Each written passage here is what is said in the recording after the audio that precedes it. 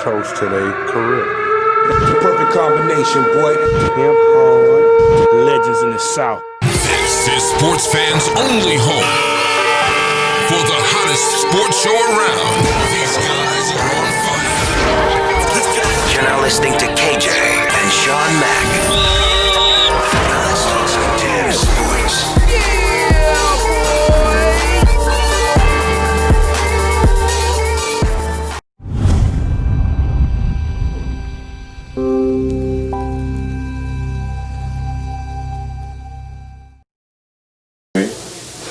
Okay, thanks for tuning in to Sports Fans Only Boxing. Back again, see Anthony.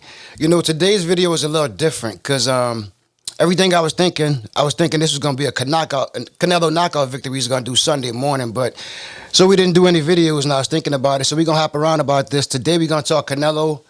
It's going to be a little present and future on Canelo. So we're going to talk about this fight. First off, I want to say thanks to everybody who left a comment. The young lady and the DMs, I will respond. I'm going to make my way around to everybody. But first, I want to just start off, take your time.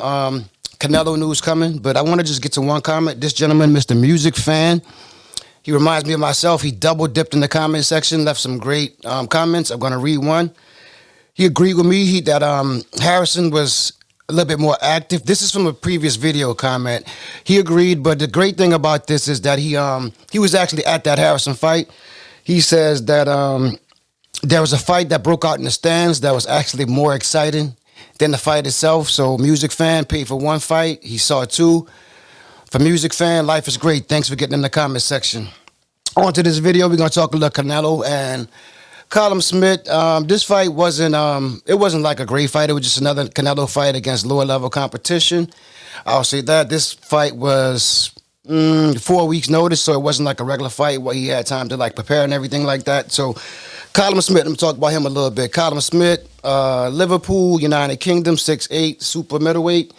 You know Canelo, 5'9". To me, he like 5'8", but stepping up to the plate, 168, 56 wins. Mayweather beat him, 36 knockouts. Let's go. All right, today I can't make this sound like a great fight. It was lower level competition. We're going to get to the future of Canelo. That's what I was really here for. A lot of people that want to tear his head off. But I would say, fight started, middle of the ring. Canelo sizing up, gauging distance, all that kind of stuff. Big mistake from the beginning. Callum Smith, at that height, dude is huge, like 6'3". He should have came out with the jab, at least like minimum 20, 25 jabs pumping, making Canelo think. He didn't do that at all. But, yada, yada. I tell you, my favorite part of the fight was when Canelo, I love uppercuts. That's my favorite punch. When he started throwing those Street Fighter uppercuts, I love those, from the old 90s game. I think it was 90s. I used to play that a lot. But anyway, no KO. He win. Canelo fans will take that and close the door. Here we go. Let's move in the future a little bit. This is a little scary for Canelo. I can name 15 people on the list, but I'm going to just go through a couple of them that actually want a piece of Mr. Alvarez. So let's go. I'm going to talk about it a little bit. Caleb Smith, I definitely take that fight. I like to watch it. Demetrius Andrade, but I'm going to call him Andrade. That could be trouble. He seems to be stalking Canelo, trying to get up at 168. So Canelo got to make his mind up. I will say, side note, Canelo did say that he wanted to unify at 160. So we kind of expecting that. I don't know how that's going to go. But you got Billy Joe Saunders. I watched that fight. That's not one I really want. Charlo. Everybody say he's ducking. I'm not going to talk about that right now, but I will stand on my previous video about the, I think it could be a knockout. And I'm going to stand on the reason why I think that. I could be wrong, but I feel that Canelo I think he beats him on skill alone. So give me 1 second for this coffee.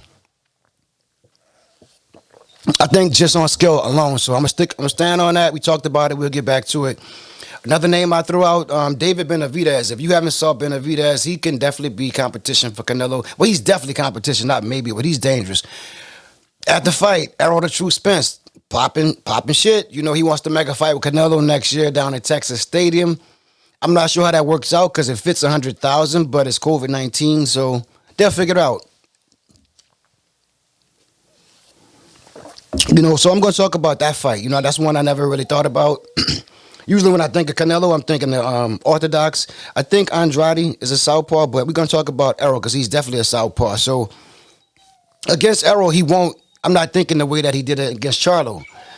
Charlo, you need skill. Errol, sharpshooting won't work. He's gonna need power to back Errol off, put Errol on the back foot, which you don't see much. Errol, he's like perpetual progression as the rounds go on. He's like he stalks more. I'm not sure, but I don't think I've seen him tire. But against Canelo, against him, he's gonna need power to make him feel it. Sharpshooting, Errol, defense is tight.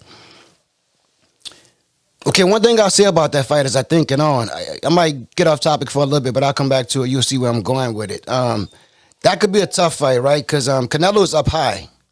He wants to come back down low. He's going to need power to take out Errol or to keep him off. And I'm going to just take a little side note. Think back to one of my favorite fighters, Roy Jones, when he was doing great in the lower levels. Then he went up, he did good. Then he came back down, and we saw what happened. That wasn't good. I love Roy Jones, but that wasn't my cup of tea or cup of coffee, whatever you want to say about that.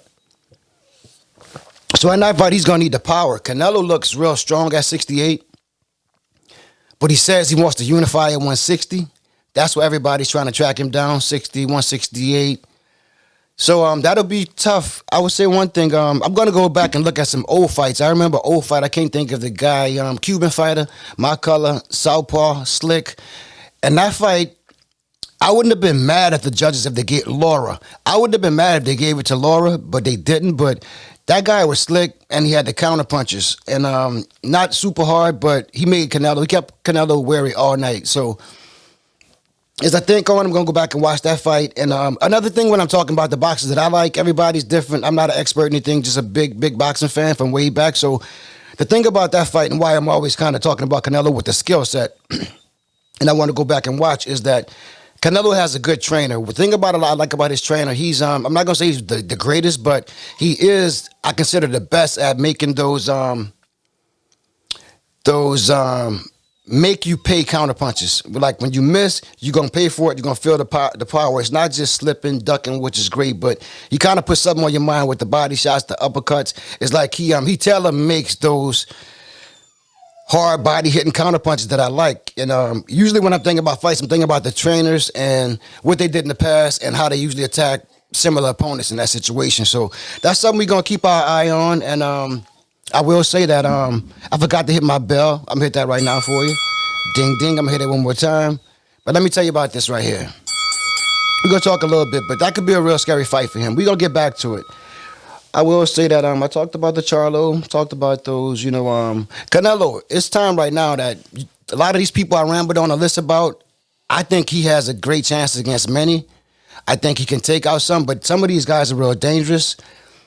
Maybe you all could respond. Let me know some of your favorite people. Some people you think could bother him in the comment section. I will say this, Canelo fans, I'm gonna just be true. I like boxers, but I'm more a fan of the sport than certain fighters. So this is how I feel. If you're not a Canelo fan, you're probably not watching right now. So this is like my honest opinion on it. I'm gonna just be real, tell you what I really think. So be wary the day that you see Canelo have to actually step in and fight a young, healthy guy. This is the key word right here, I think. Well, term, phrase, whatever. But when he has to fight somebody with foot speed, that's Canelo's nemesis. Anybody, can get caught in exchange, knockout, but a foot speed guy, that could be trouble for Canelo, because Canelo does tire a little bit. The trainer can possibly step up and get him in tune. And, I have maybe a little bit more sorry about that, a little bit more confidence in Canelo's trainer and his approach to counterpunching against anybody. That's one reason that I think the skill level with Canelo. Trainers make a big difference in the game. Sometimes a guy is really good. Sometimes he can be maximized his potential if with the right trainer. That's why sometimes people bounce around. I think Zab Judah, him and his father combination was great, but his father was a kickboxer who was great. I think he could have used some assistance.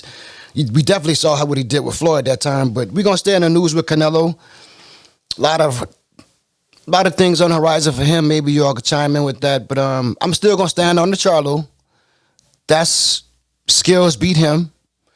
My opinion with the Errol is he needs power. I'm not sure how that, when he come back down to the lower weight, that's going to hold. That's a big thing. Might not be as strong. Might be sharp, but might not be as strong. Rockweiler in the background right there, in case you're wondering about that. They active back there.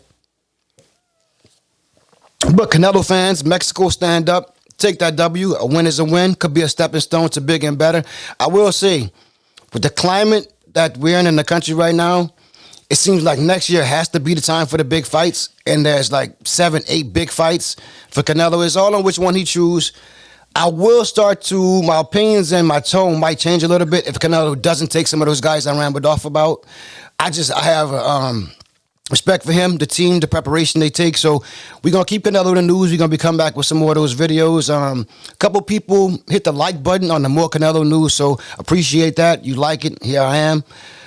And I think, next video coming up real soon. I'm not sure, maybe tonight, maybe tomorrow. We're gonna jump in that heavyweight division. A lot to talk about, so I'm going to touch on a little Tyson, maybe a little Anthony Joshua, but I'm definitely going to talk about my main man. Let me talk about this for a second. 1 second. My main man, Deontay Wilder, that's my boy, Bomber. But I will say this, man. I love him, but I'm not sure if he ever going to get back to the top and be the king in that division. I will say it made me sad because he lost his composure and got emotional. And then he don't look focused. He's online. He actually said he wanted to kill somebody.